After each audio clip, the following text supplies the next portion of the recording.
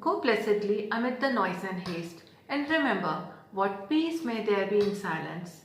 Precious pearls of wisdom by Max Ahmed.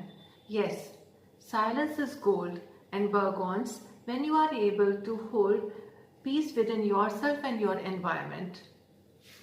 And happens when you work from the place of reality. You are oriented to your reality and working on self-actualization. But for a person who is suffering with mental health problems, silence is a dangerous zone because it echoes in them the question of worth and existence out of their experience and traumas, which further reinforce in them the emotion of anger and agitation. They withdraw themselves from social connect into lonely zone and darkness, perhaps the zone that